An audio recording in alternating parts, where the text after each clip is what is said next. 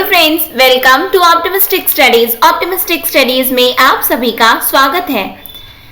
हमने स्टार्ट किया था इंग्लिश ग्रामर में टेंस, जिसका हमने पार्ट 1 देख लिया है। आज हम पार्ट 2 देखने जा रहे हैं। तो चलिए फिर हम अपनी क्लास को स्टार्ट करते हैं।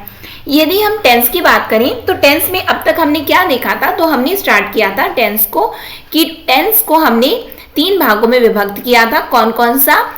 तो हमने देखा था प्रेजेंट टेंस होता है, पास्ट टेंस होता है और कौन सा टेंस होता है? फ्यूचर होता है। सबके 4 भाग होते हैं। इंडेफिनिट होता है, कॉन्टिन्यूअस होता है, परफेक्ट होता है और परफेक्ट कॉन्टिन्यूअस होता है। ये सभी में ऐसा ही लागू होता है। इसका मतलब हमें 12 प्रकार देखने रहते हैं टेंस में। कल की क्लास में हमने इंडेफिनिट अपना देख लिया है, हमने प्रेजेंट का भी देख लिया था, हमने पास्ट का भी देख लिया और हमने फ्यूचर का भी देख लिया है। आई होप आप सभी ने देखा हो और आपको समझ में आया हो।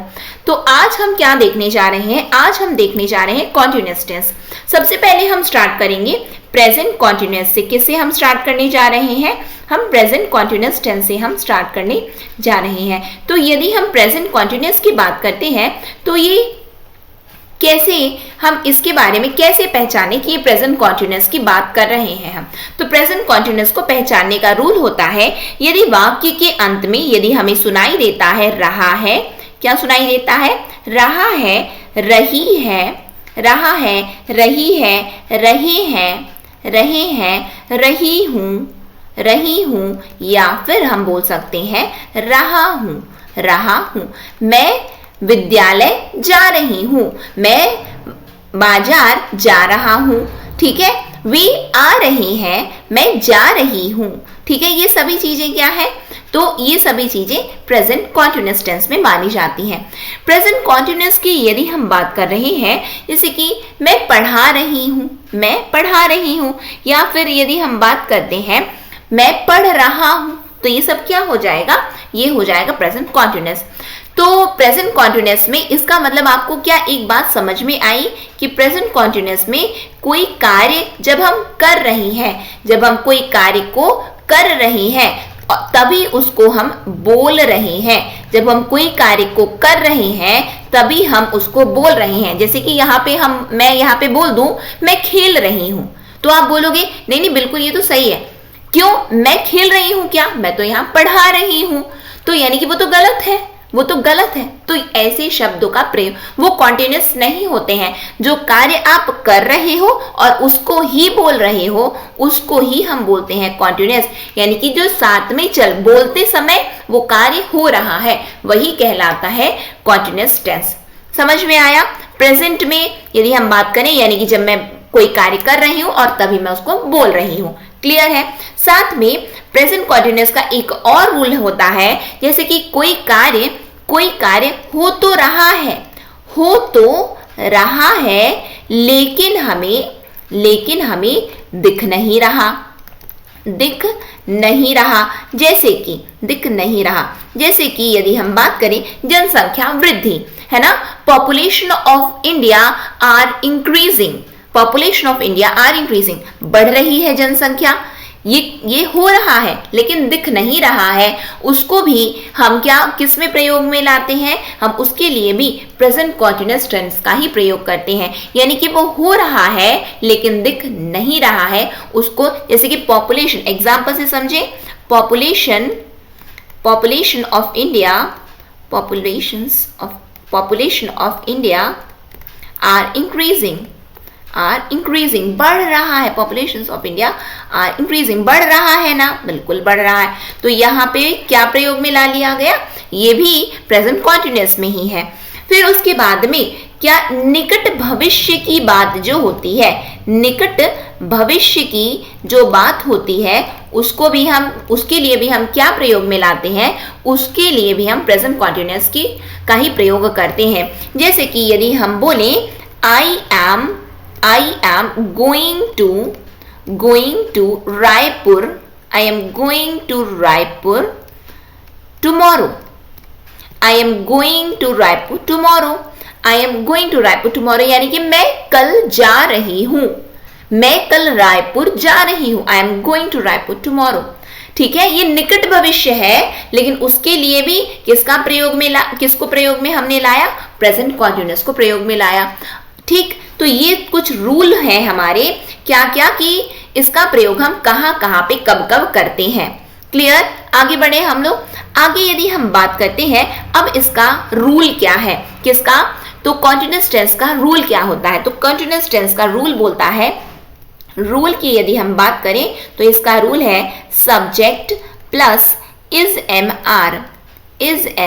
आर प्लस V1 और V1 के साथ में ऐड करना है आपको ing और प्लस में ऑब्जेक्ट। ये हमारा रूल बोलता है किसका, तो प्रेजेंट कॉन्टिन्यूअस टेंस का ये हमारा रूल है, subject plus is am are plus V1 plus ing plus object. बिल्कुल ये बात क्लियर हो गई। जैसे कि हम एग्जाम्पल से समझें, राम, एग्जाम्पल देखते हैं, Ram is going to the market. Ram is going to the market. ठीक, यहाँ पे इज आया, बिल्कुल आया, गो आया, V1 आया, ing आया, हाँ बिल्कुल आ गया, है ना।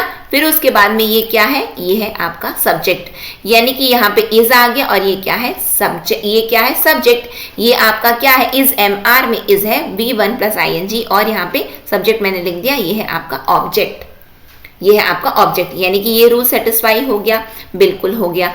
ठीक, ये कौन सा वाक्य हुआ, ये है सकारात्मक वाक्य, पॉजिटिव सेंटेंस। क्या है, पॉजिटिव सेंटेंस ऐसे लिखा जाता है। लेकिन इसको लिखने से पहले हमें ये पता होना चाहिए, क्या पता होना चाहिए कि आई और वी क्या होते हैं, आई वी फर्स्ट पर्सन होते हैं। फिर उसके बाद में यदि हम बात करते हैं यू क्या होता है, तो यू सेकेंड पर्सन होता है।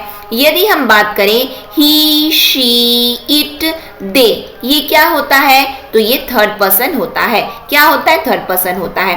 अब हमें ये पता होना चाहिए कि हम इज एम आर का प्रयोग कहाँ कहाँ पे करते हैं। तो इसकी यदि हम बात करते हैं तो इसका प्रयोग किसके साथ में किया जाता है, तो इसका प्रयोग किया जाता है ही, शी, इट के साथ में इसका प्रयोग किया जाता है। साथ में इसका प्रयोग और किसके साथ में किया जाएगा, तो सिंगुलर के साथ में किया जाएगा। साथ में किसी के नाम के साथ में भी हम इसका प्रयोग करते हैं। ठीक, फिर उसके बाद में हम एम की बात करें तो एम का प्रयोग केवल आई के साथ किया जाएगा। फिर आर की बात करते हैं तो उसका प्रयोग यू के साथ भी किया जाता है, वी के साथ भी किया जाता है और प्लूरल के साथ में किया जाता है। यू के साथ में, वी के साथ में, दे के साथ में और प्लूरल के साथ में किसका प्रयोग होता है, तो आर का प्रयोग किया जाता है। क्लियर है, इतनी बातें समझ में आए, बिल्कुल आ गई होंगी आपको। ठीक, तो ये हमने पॉजिटिव सेंटेंस बनाया। अब हम बनाने जा रहे हैं जैसे कि आई एम टीचिंग, यहाँ पे हम बोल दें आई एम टीचिंग, तो ये क्या है, I am teaching English, I am teaching English. तो ये क्या हुआ, आइए देख लेते हैं। आई क्या है, आई के साथ में क्या लाना है, एम का प्रयोग करना है। ये क्या है, टीच क्या है, वर्ब है, वर्ब की फर्स्ट फॉर्म है, उसके साथ में क्या लगेगा, ing लगेगा। ठीक है, और उसके बाद में ये क्या है, ये ऑब्जेक्ट है, तो सब्जेक्ट हो गया, इज एम आर का एम हो गया, V1 प्लस ing हो गया और ऑब्जेक्ट हो गया। ये क्या है, पॉजिटिव सेंटेंस की ही बात कर रहे हैं हम। फिर उसके बाद में हम आपके बारे में बात करें, यानी कि यू के बारे में बात करें तो यू क्या है, यहाँ पे सब्जेक्ट, यू के साथ में क्या लाना है हमको, तो यू के साथ में आर का यूज करना है। तो यू आर, आप पढ़ रहे हैं तो क्या लिखेंगे, यू आर लर्निंग। आप क्या पढ़ रहे हैं, तो आप इंग्लिश पढ़ रहे हैं, तो यहाँ पे हम क्या बोलेंगे, यू आर लर्निंग। यहाँ पे क्या है, यू आर लर्निंग, एन यहाँ पे जोड़ेगा, है ना, एन नहीं लिखा था मैंने। यू आर लर्निंग इंग्लिश, आप इंग्लिश पढ़ रहे हैं। क्या है, आप इंग्लिश पढ़ रहे हैं, तो यू हो गया, यू के साथ में आर जुड़ता है, लर्न क्या है, तो V1 है, उसके साथ में ing लगा और इंग्लिश क्या है, यहाँ पे ऑब्जेक्ट है। रूल फॉलो हुआ, बिल्कुल हुआ। तो रूल 1 क्लियर है क्या आप लोगों को, यानी कि किसी का नाम होगा तो वहां पे इसका प्रयोग करेंगे, आई के साथ में एम का, यू, वी, दे, प्लूरल के साथ में किसका प्रयोग हो जाएगा, आर का प्रयोग हो जाता है। ये सकारात्मक वाक्यों की यदि हम बात करें तो।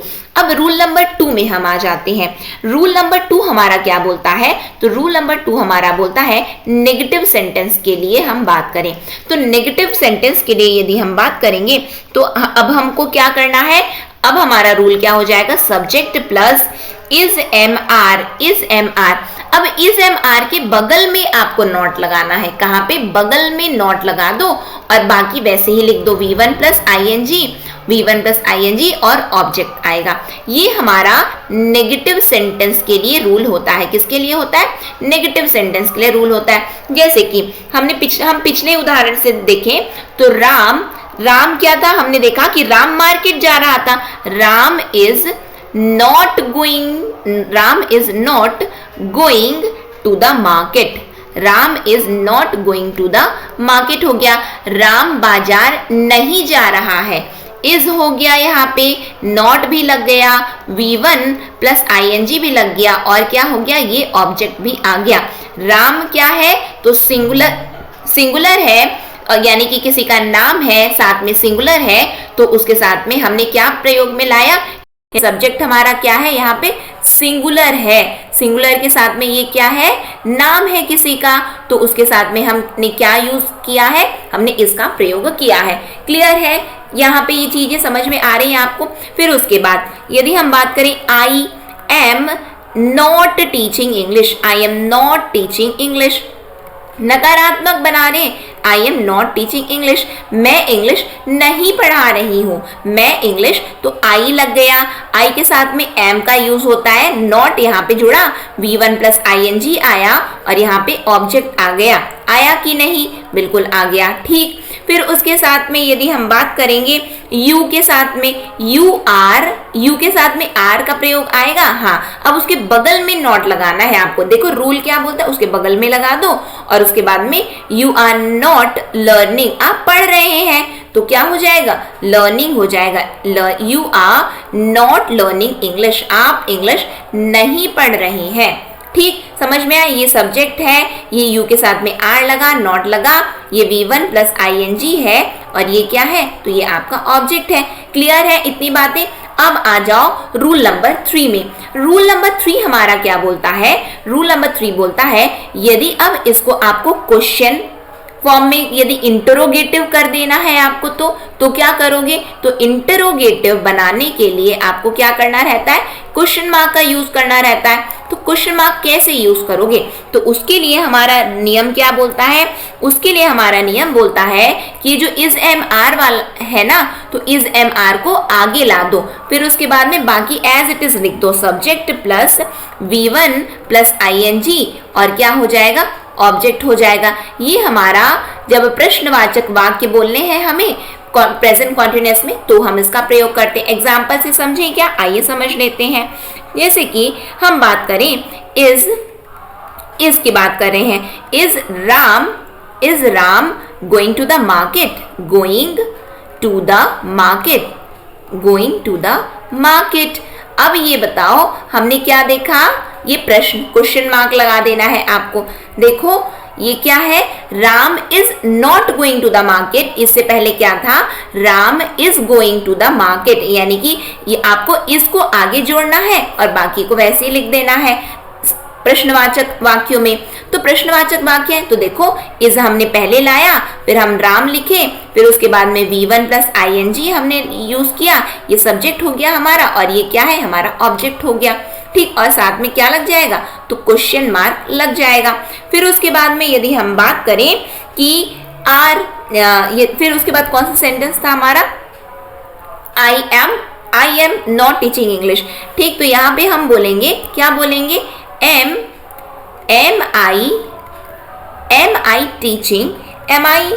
I teaching English। एक मिनट है ना, इसको थोड़ा मिटा दूं मैं। ये आई के साथ में हमेशा आपको क्या यूज करना है, तो आई के साथ में आपको हमेशा एम को यूज करना है। am I teaching English, क्या मैं इंग्लिश पढ़ा रही हूं, बताइए, am I teaching English, am I teaching English, ठीक है, ये हो गया। तो देखो एम आया, एम के साथ में आई सब्जेक्ट हुआ, ये V1 प्लस ING जुड़ा और लास्ट में क्या हो गया, ऑब्जेक्ट हो गया, क्वेश्चन प्रश्नवाचक है। फिर उसके बाद हमने यू को यूज किया था, तो वहां पे आपको क्या कर देना है, आर आर आर के साथ में are you learning English, are you learning English, क्या आप इंग्लिश पढ़ रहे हैं, बताइए क्या आप इंग्लिश, तो आर हो गया, ये क्या है, तो सब्जेक्ट है, ये V1 प्लस ING है और ये क्या है, तो ये ऑब्जेक्ट है।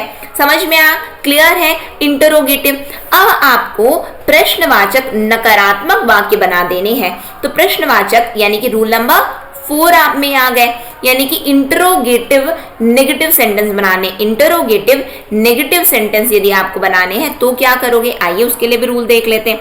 उसका रूल क्या बोलता है, उसका रूल ये बोलता है कि जो इज एम आर है ना, इज एम आर है, उसके साथ में आपको क्या करना है, तो इज एम आर के साथ में आपको नॉट जोड़ देना है। किसको जोड़ देना है, नॉट जोड़ देना है, ठीक है, एक मिनट है ना, इज एम आर,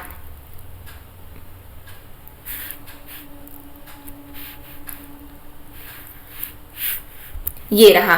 तो आपको क्या करना है, इज एम आर लिखना, एक मिनट है ना, थोड़ा करेक्शन करना चाहूंगी, और वो करेक्शन क्या है, एक मिनट है ना। इज एम आर जब हमने लिखा तो इज एम आर के बाद में आपको क्या करना है, यहाँ पे इज एम आर के बाद आपको सब्जेक्ट लिखना है, फिर उसके बाद में आपको नॉट लिखना है, फिर क्या करना है, V1 प्लस ING लिखना है और क्या लिख देना है, और ऑब्जेक्ट लिख देना है और क्वेश्चन मार्क लगा देना है। ये है हमारा चौथा रूल, जहां पे हम प्रश्नवाचक नकारात्मक शब्द बनाते हैं। ठीक, अब ये देखो, ये नॉट, यहाँ अब कॉन्ट्रैक्शन लाना है आपको, तो कॉन्ट्रैक्शन क्या हो जाएगा, इज नॉट, इज नॉट का क्या हो जाता है, तो इजंट हो जाता है। ठीक, फिर उसके बाद आर नॉट का क्या होता है, तो आर नॉट का आरेंट होता है, क्या होता है, आरेंट होता है, कॉन्ट्रैक्शन, ये जगह फिर खाली कर देगा अपनी। लेकिन am not as it is लिखा जाता है, इसका कोई कॉन्ट्रैक्शन नहीं होता है, नो कॉन्ट्रैक्शन, क्या है, नो कॉन्ट्रैक्शन, इसको आप अमेंड नहीं करेंगे, है ना, नो कॉन्ट्रैक्शन का रूल इस पर लगता है एम के साथ में। ये चीजें आप लोगों को बिल्कुल याद रखनी है। ठीक, समझ में आया। अब एग्जाम्पल से भी इसको समझ लेते हैं हम। यदि हम बात करें कि हमें सबसे पहले क्या लिखा था, तो हमने लिखा था Ram is going to the market. अब हमको इसको क्वेश्चन में लगाना है, is Ram not going, is Ram not going to the market, is Ram, क्या राम बाजार नहीं जा रहा है, is Ram not going to the market. ठीक है, समझ में आया। यहाँ पे क्वेश्चन मार्क लगाना है, isn't Ram going to the market, contraction करना है, तो कॉन्ट्रैक्शन के लिए इसको यहाँ पे चिपका दो, तो क्या हो जाएगा, isn't Ram going to the market, क्या राम कहाँ नहीं जा रहा, क्या राम बाजार नहीं जा रहा है। समझ में आया। तो कॉन्ट्रैक्शन क्या होता है, उसके साथ में ला करके चिपका दो आप। फिर उसके बाद में हम बात करें आई एम टीचिंग इंग्लिश, तो मैं वहां पे क्या लिखूंगी, am I not teaching English, am I not teaching English, तो यहाँ पे क्या, नॉट टीचिंग इंग्लिश, यहाँ पे आपको कोई कॉन्ट्रैक्शन नहीं लगाना है, am not teaching English, am I not teaching English, amn't कभी मत करना, उसका कोई कॉन्ट्रैक्शन नहीं होता है, याद रखना। फिर यू के साथ में यदि हम बात करें तो यू आर लर्निंग इंग्लिश, ठीक है, तो उसके साथ में आप क्या करोगे, आरेंट जरूर कर देना, यानी कि आर नॉट पूरा लिख दूं क्या, जिससे आपको समझ में आए, पूरा एक बार लिख देती हूँ जिससे आप लोगों को बेटर अंडरस्टैंडिंग हो, क्योंकि आपको चीजें समझ में आनी चाहिए। जरूरी क्या है कि चीजें समझ में आ जाए आपको, क्लियर है। तो यहाँ पे हम बात करें, are you not learning English, are you not learning English, क्या आप इंग्लिश नहीं पढ़ रहे हैं, are you not learning English, तो इसको क्या बोलोगे आप, aren't you learning English, यानी कि क्या आप इंग्लिश नहीं पढ़ रहे, aren't you learning English। ठीक, समझ में आया आप लोगों को। तो इनका आप कॉन्ट्रैक्शन बनाओगे, एम का कोई कॉन्ट्रैक्शन नहीं होता है, समझ में आया। Am I not teaching English, क्या मैं इंग्लिश नहीं पढ़ा रही हूँ? समझ में आया? ये होता है हमारा प्रेजेंट कॉन्टिन्यूअस टेंस। यहाँ पे हमने प्रेजेंट कॉन्टिन्यूअस टेंस अपना कंप्लीट कर लिया है। अब हम आ जाते हैं अपने पास्ट कॉन्टिन्यूअस टेंस में। किसमें हम आ गए? पास्ट कॉन्टिन्यूअस टेंस में। पास्ट कॉन्टिन्यूअस टेंस की यदि अब हम देखेंगे तो यदि हम पास्ट कॉन्टिन्यूअस टेंस की बात करें ना, तो इसमें जिन वाक्यों के अंत में हमें सुनाई देता है रहा था, रही थी, या फिर हम बात करें रहे थे, यानी कि इस समय तुम कल क्या कर रहे थे? इस समय तुम कल क्या कर रहे थे? 4 बजे तुम क्या कर रहे थे? 5 बजे तुम क्या कर रही थी? यानी कि जो चल रहा है, लेकिन बीता हुआ समय जो चल रहा था, बीता हुआ समय जो चल रहा था वो पास्ट कॉन्टिन्यूअस टेंस है। ठीक, यानी कि बीता हुआ समय है लेकिन वो भी रनिंग में था, यानी कि चल रहा था। क्लियर है? तो वो क्या है? पास्ट कॉन्टिन्यूअस टेंस होता है। इसका रूल क्या होता है? तो इसके पॉजिटिव सेंटेंस के लिए रूल होता है, रूल नंबर 1 की अब हम बात करते हैं। पॉजिटिव के लिए, सकारात्मक वाक्यों के लिए रूल की हम बात कर रहे हैं। तो सब्जेक्ट प्लस वॉज वर, और उसके साथ में इज एम आर लगा था, तो इसमें वॉज वर, पास्ट है तो वॉज वर लगेगा। ठीक, फिर उसके बाद में ये ध्यान दो, ये V1 ही लगेगा। क्या मैंने आपको कल बताया था कि V2 का प्रयोग केवल और केवल सिंपल पास्ट में करते हैं, हम सिंपल पास्ट में करते हैं। कल हमने ये देखा था ना, बिल्कुल देखा था। तो यहाँ पे आप क्या यूज करोगे? V1 प्लस ing और प्लस में ऑब्जेक्ट यूज करोगे। तो subject was were, V1 plus ing plus object. इतनी चीजें क्लियर है आप लोगों को? समझ में आई? एग्जाम्पल से समझे क्या? आइए एग्जाम्पल से समझ लेते हैं। जैसे कि हम बात करें I was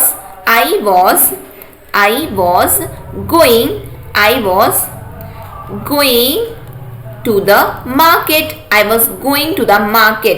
ये क्या हुआ? इसका मतलब मैं दुकान जा रही थी। मैं दुकान या बाजार बोल देंगे, मैं दुकान जा रही थी। ठीक, बिल्कुल समझ में आ गया। फिर यदि हम बात करते हैं कि नेक्स्ट सेंटेंस की बात करें, शी वॉज ईटिंग फूड। ये क्या हो जाएगा? वह खाना खा रही थी। वह खाना खा रही थी। बिल्कुल समझ में आ गया। फिर उसके बाद में यदि हम बात करें, they were watching movie। एक मिनट है ना, उसको मिटा देते हो, थोड़ा स्पेलिंग मिस्टेक हो गया था। ये they were watching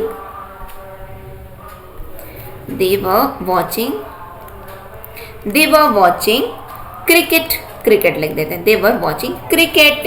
way cricket देख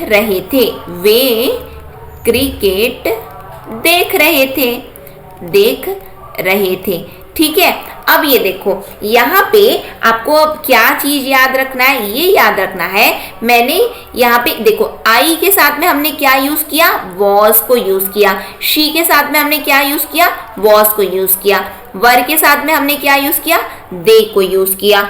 इसका क्या मतलब हुआ? इसका ये मतलब हुआ कि यदि हम बात करते हैं कि यहाँ पे आई, यानी कि वॉज को हम किसके साथ में यूज करते हैं और वर को हम किसके साथ में यूज करते हैं?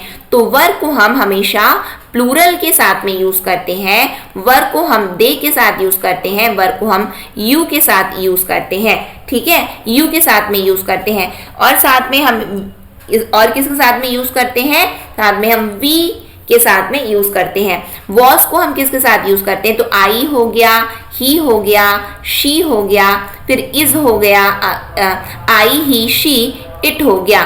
ठीक है, तो इस और साथ में सिंगुलर हो गया, या फिर किसी का नाम हो गया, तो उसके साथ में वॉज और वर का यूज किसके साथ में किया जाएगा? प्लूरल हो गया, दे हो गया, यू हो गया, वी हो गया। ठीक है, तो ये सभी वॉज और वर का भी प्रयोग हो गया। आई है तो वॉज को यूज कर लो, शी है तो वॉज, दे है तो वर, बस इतना ही है। गो है यहाँ पे वर्ब का फर्स्ट फॉर्म, ईट है यहाँ पे वर्ब का फर्स्ट फॉर्म, वॉच है यहाँ पे वर्ब का फर्स्ट फॉर्म। तो देखो वर्ब के फर्स्ट फॉर्म को ही आपको यूज करना है जब आप पास्ट कॉन्टिन्यूअस की बात करोगे। तो हम हमेशा गलती कहाँ करते हैं, अरे हम तो भूतकाल की बात करें, वहां पे ना क्या लग जाता है, V2 लग जाता है, यानी कि वर्ब का सेकेंड फॉर्म लगता है। जी नहीं, यहाँ पे वर्ब की फर्स्ट फॉर्म लगती है। और कल ही मैंने आप लोगों को बताया था, जहाँ पे हमने डिड को याद करो, जहां पे हमने डिड को यूज किया था तो क्या वहां पे V2 लिखा था हमने? जी नहीं, हमने वहां पे V1 को यूज किया था। ठीक, ये हो गया आपका पॉजिटिव के लिए। अब इसको नेगेटिव बनाना है, तो नेगेटिव को कैसे बनाओगे आप इसको? तो नेगेटिव बनाने के लिए बस आपको नॉट यूज कर लेना है। किसका यूज कर लेना है? आपको नॉट यूज कर लेना है। ठीक है, आगे देखते हैं। रूल नंबर 2 है इसका हमारा। रूल नंबर 2 किसके लिए है? ये नेगेटिव सेंटेंस के लिए है। तो यहाँ पे आप क्या यूज करोगे? Subject plus was, were, she was, not और क्या लग जाएगा? V1 plus ING, V1 plus ING और साथ में क्या लग जाएगा? हमारा ऑब्जेक्ट। ठीक है, तो ये हमारा सेकेंड रूल हो गया नकारात्मक वाक्यों के लिए। एग्जाम्पल से समझे, एग्जाम्पल की बात करें, I was not going to the market, I was not going to the market, मैं दुकान नहीं जा रही थी, मैं दुकान नहीं जा रही थी। I was not going to the market, मैं दुकान नहीं जा रही थी। फिर उसके बाद में यदि हम बात करें, she was not eating food, she was not eating food, eating food। फिर उसके बाद में लास्ट सेंटेंस क्या था? Last sentence, they were not watching cricket, they were not watching cricket, यानी कि वे क्रिकेट नहीं देख रहे थे, वह खाना नहीं खा रही थी। नहीं लग गया, समझ में आ रहा है? नहीं खा रही थी, नॉट लग गया। I was not going to the market, she was not eating food, they were not watching cricket। ये हमारा नकारात्मक वाक्यों के लिए हमने रूल पढ़ लिया। अब हम प्रश्नवाचक के लिए रूल पढ़ेंगे। किसके लिए? प्रश्नवाचक के लिए, यानी कि रूल नंबर 3 है हमारा। किसके लिए? तो इंटरोगेटिव सेंटेंस के लिए है। इंट्रोगेटिव सेंटेंस के लिए अब हम पढ़ने जा रहे हैं, है ना? ये है हमारा इंटरोगेटिव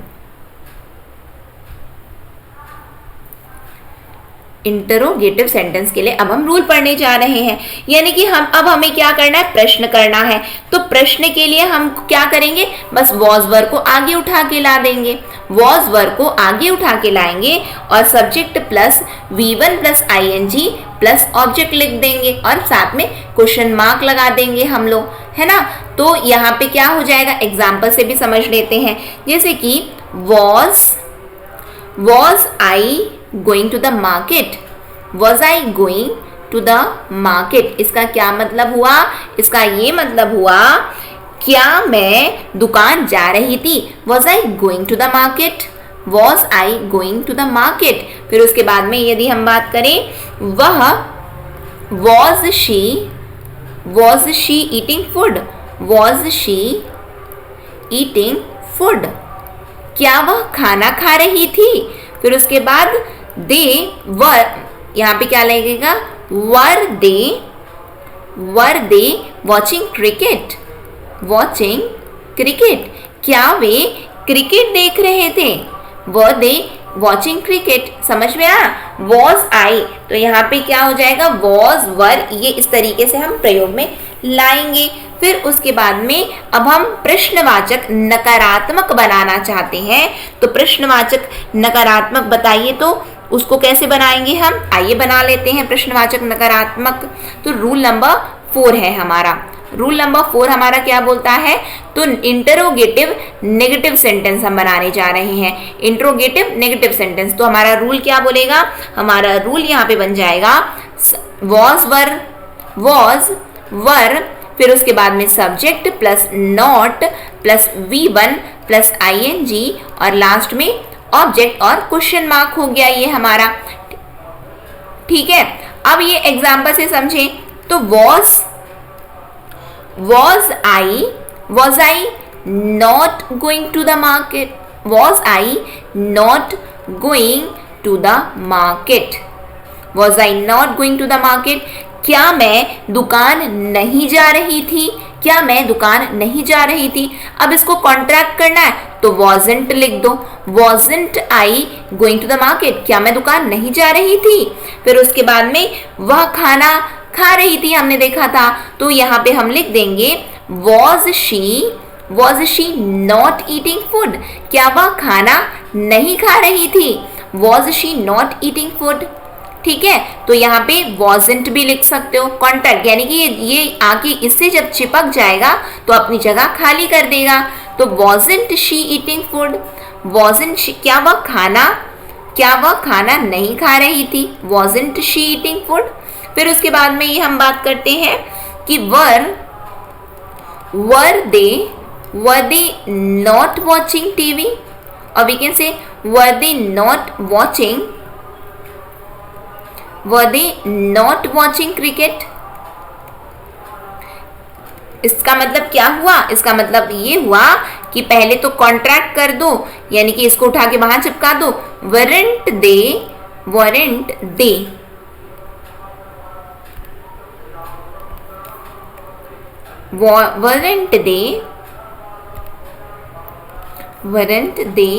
watching cricket? इसका क्या मतलब हुआ? इसका मतलब हुआ क्या वे क्रिकेट नहीं देख रहे थे? क्या वे क्रिकेट नहीं देख रहे थे? तो ये प्रश्नवाचक नकारात्मक भी हो गया। ये हमने पढ़ लिया। अब हम आ जाते हैं अपने लास्ट कॉन्टिन्यूअस, और वो कौन सा है? तो फ्यूचर कॉन्टिन्यूअस टेंस में क्या अब हम देखने जा रहे हैं? अब हम देखने जा रहे हैं future continuous tense. Future continuous tense की यदि हम बात करते हैं तो इसमें हमें यदि किसी भी वाक्य के अंत में सुनाई देता है रहा होगा, रही होगी, जैसे कि कोई आपसे पूछे कल तुम इस समय क्या कर रहे होगे? कल तुम इस समय क्या कर रहे होगे? कल तुम इस समय क्या कर रही होगी? तो आप बताते हो ना कि मैं सो रही होंगी, मैं पढ़ रही होंगी, जो भी है XYZ है ना। रही होगी हो गया। फिर उसके बाद में रहे होंगे यानी कि आप भविष्य की बात कर रहे हो, लेकिन इस समय आप कल क्या कर रहे होगे? समझ में आया? रहे होंगे। फिर उसके बाद में यदि रहा होगा या फिर रही होंगी। ठीक है, तो ये क्या है? ये होता है फ्यूचर कॉन्टिन्यूअस टेंस। इसका रूल क्या होता है? तो यदि हम रूल नंबर 1 की बात करें, पॉजिटिव सेंटेंस की बात करते हैं, हम सकारात्मक वाक्यों की बात कर रहे हैं हम अभी। तो यहाँ पे रूल क्या बोलता है? रूल बोलता है सब्जेक्ट प्लस विल और उसके बाद में बी लगता है। ये इंपॉर्टेंट हो जाता है। सब्जेक्ट प्लस विल बी लगता है, फिर उसके बाद V1 प्लस ING लगता है और उसके बाद में ऑब्जेक्ट लगता है। समझ में आ रहा है? इतनी चीजें क्लियर है आप लोगों को? तो यहाँ पे ये है हमारा सकारात्मक वाक्य, पॉजिटिव सेंटेंस। लेकिन आपको जो याद रखना है वो क्या याद रखना है? सब्जेक्ट के साथ में विल भी जुड़ता है। यहाँ पे मैंने शाल नहीं लिखा क्योंकि शाल क्या है? मॉडल के साथ, एज अ मॉडल। जैसे कि विल क्या है? सबके साथ में यूज हो जाता है, चाहे आप I, we, you, he, she, it, they, plural किसी के साथ भी यूज करो, विल सबके साथ में यूज है। शाल क्या है? आई के साथ यूज होगा, वी के साथ में यूज होगा, इसीलिए मैंने केवल विल को लिखा है। ठीक है, फिर यहाँ पे यदि हम बात करें कि यदि जैसे कि मीरा विल बी स्टडिंग। ठीक है, मोहन, यदि हम एग्जाम्पल देखते हैं, Mohan will be studying what? Mohan will be studying English की बात कर देते हैं। अभी हम इंग्लिश ही पढ़ रहे हैं तो इंग्लिश ही पढ़ लेते हैं। यानी कि मीरा इंग्लिश पढ़ रही होगी। क्या बोल रहे हैं यहाँ पे? सॉरी, मीरा नहीं, मोहन है। अब यहाँ पे मीरा तो पहले थी। Mohan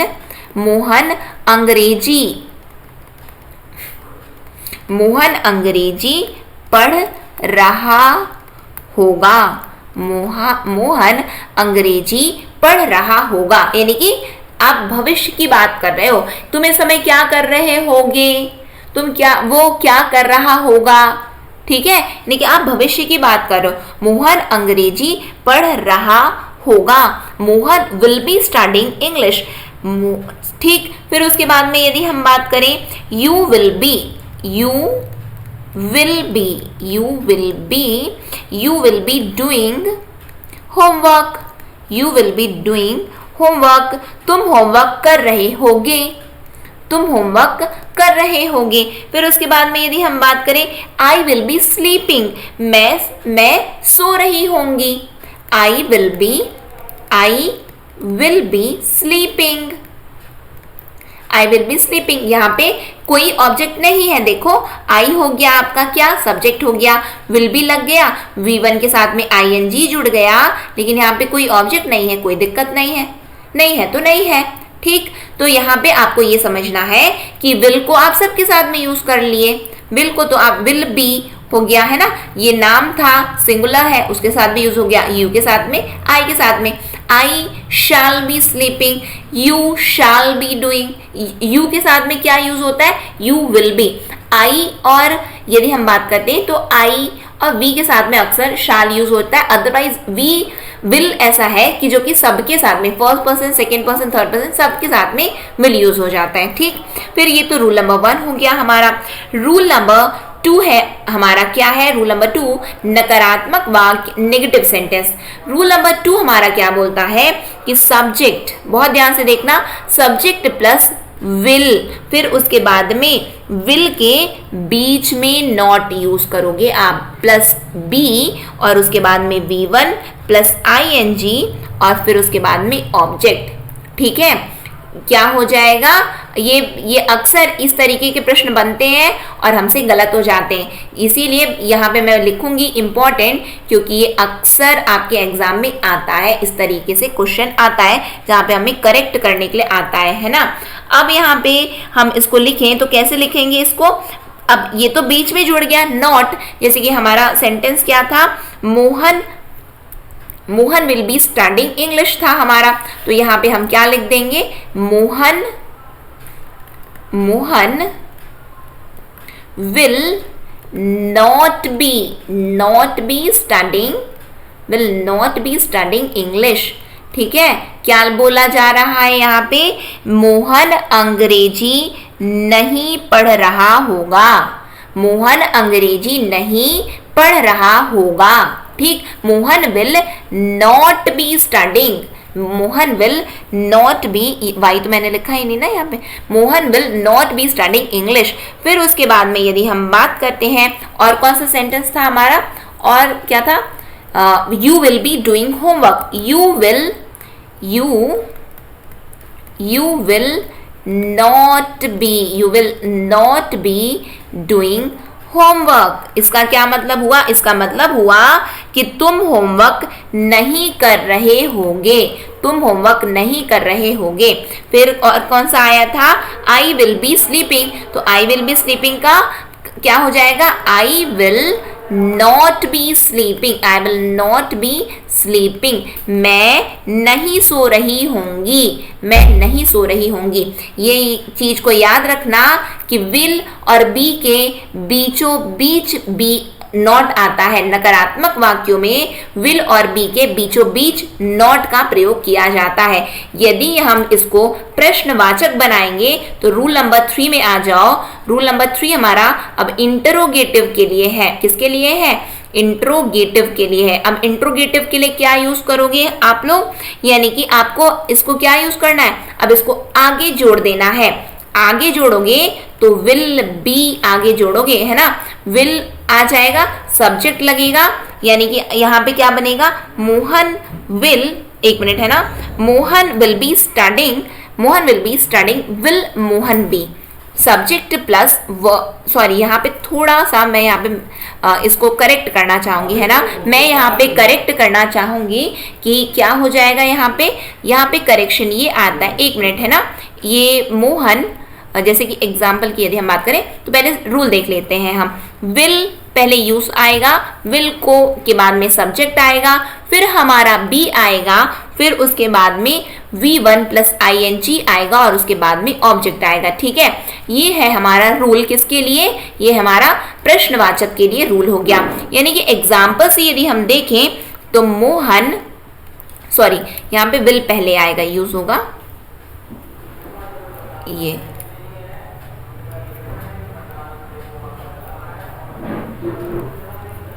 will Mohan be studying English? Will Mohan be studying English? ठीक है, इसका क्या मतलब हुआ, इसका ये मतलब हुआ क्या मोहन अंग्रेजी पढ़ रहा होगा। Will Mohan be studying English? ठीक, फिर उसके बाद में हमने क्या यूज किया था, you will be doing homework, तो यहाँ पे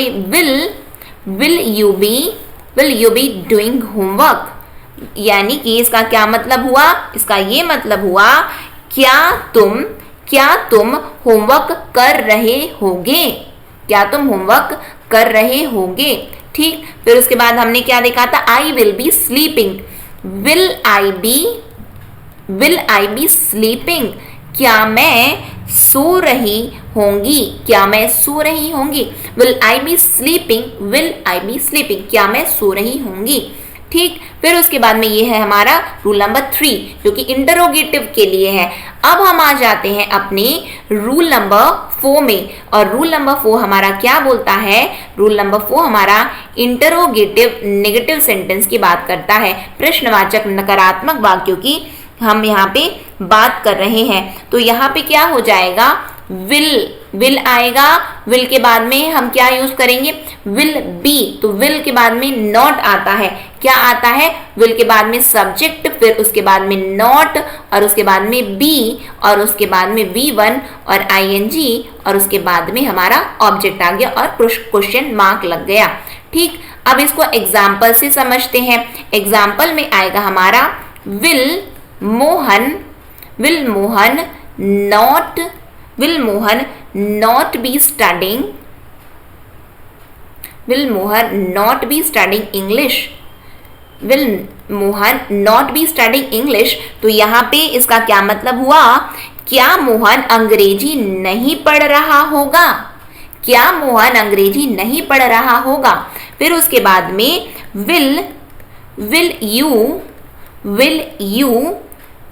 will you not be doing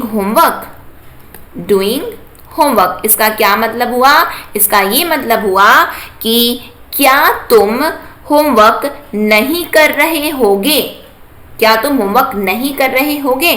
फिर उसके बाद में हमने आई विल बी स्लीपिंग देखा था, तो will I not be sleeping, will I not be sleeping, तो इसका क्या मतलब हुआ, क्या मैं नहीं सो रही होंगी, क्या मैं नहीं सो रही होंगी, will I not be sleeping। अब इसको कॉन्ट्रैक्ट करना है तो ये यहाँ पे चिपकाओगे, तो यहाँ पे क्या बोलोगे, won't, क्या होता है, won't होता है।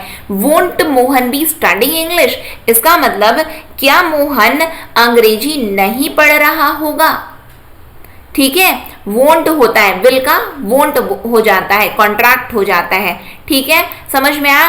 तो ये हमने क्या क्या देख लिया, तो ये हमने कॉन्टिन्यूअस टेंस को यहाँ पे अपने कंप्लीट किया है। ठीक है, आई होप आप सभी को समझ में आया हो, चीजें आपको अच्छे से क्लियर हुई होंगी। ठीक, कहीं पे भी कुछ भी डाउट आता है आप लोग बिल्कुल पूछ सकते हैं। इसी के साथ में आज की क्लास को हम एंड करेंगे। नेक्स्ट सेशन में फिर हम मिलेंगे। नेक्स्ट सेशन तक के लिए optimistic learning. Thank you for the session. जय हिंद, जय भारत।